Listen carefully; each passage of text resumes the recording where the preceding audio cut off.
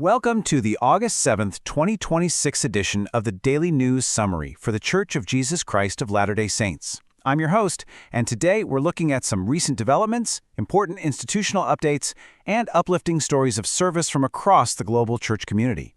We have four main stories on the agenda today. First, we'll look at the ongoing wildfire relief efforts in Spokane, Washington. Second, we have updates on the relocation of the Anchorage Alaska Temple. Third, we'll explore the history behind a beloved Fanny Crosby hymn recently added to the church's new collection. And finally, we'll review the administrative steps for the Sunday schedule changes taking effect this September. Story number 1. Spokane wildfire relief efforts. We are starting with the devastating wildfires in eastern Washington, which have forced the sudden and widespread evacuation of local residents. These are fast-moving fires, and they are continuing to burn aggressively across Spokane County and the surrounding communities. According to local news reports, more than 8,000 acres have burned and at least 600 structures have been impacted so far. Thousands of residents are still under strict evacuation orders, with many forced to leave their homes with very little notice. Now, local officials do caution that damage assessments are still ongoing as firefighters work around the clock to contain the blazes.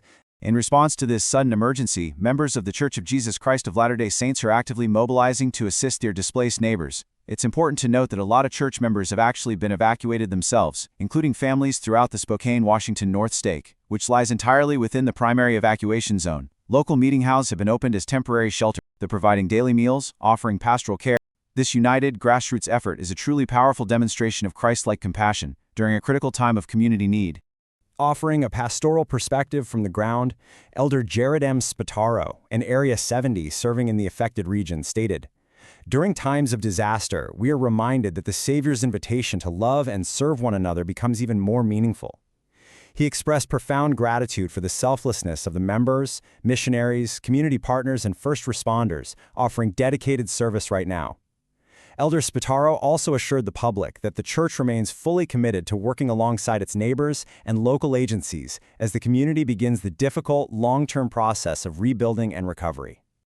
Moving to our second story, the Anchorage Alaska Temple relocation.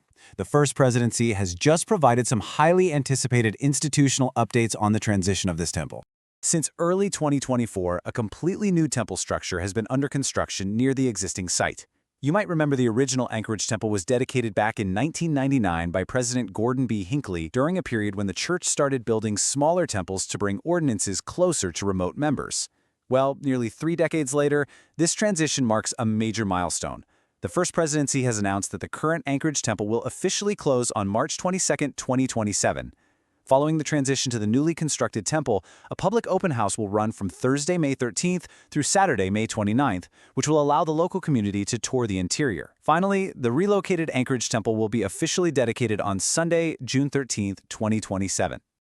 What stands out most about this relocation is this significant expansion of the facility to accommodate growing membership in the region. The new House of the Lord will be approximately 30,000 square feet. To put that into perspective, that represents an increase of more than 150% from the temple's current size, and it's more than 4 times its original footprint before it underwent a 2003 expansion. Once the new temple is fully operational, the original 1999 structure will be decommissioned. In its place, a new meeting house will be built on that existing location, and that's going to provide a much-needed stake center gathering space for local wards in the Anchorage area. For our third story, a Fanny Crosby hymn is added. We are exploring a historical and cultural feature regarding the new Hymns for Home and Church collection, which recently added the 1872 hymn, "To God Be the Glory." The lyrics to this beloved hymn, which is sung in congregations throughout the Christian world, were written by Frances Jane Crosby, widely known as Fanny Crosby. Tragically, she lost her sight to an untreated eye infection when she was just 6 weeks old.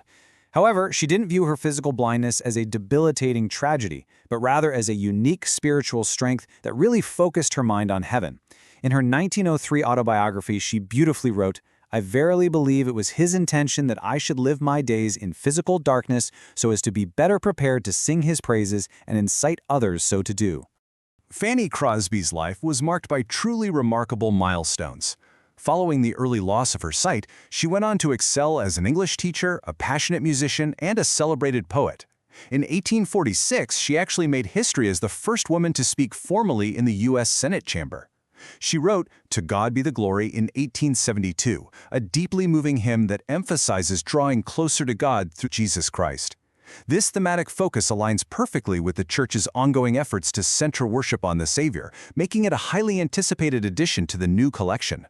By the time she passed away at age 94, Crosby had authored the lyrics to more than 8,000 hymns, including beloved classics like Blessed Assurance and Pass Me Not, O Gentle Savior, leaving an enduring legacy of worship that transcends denominations.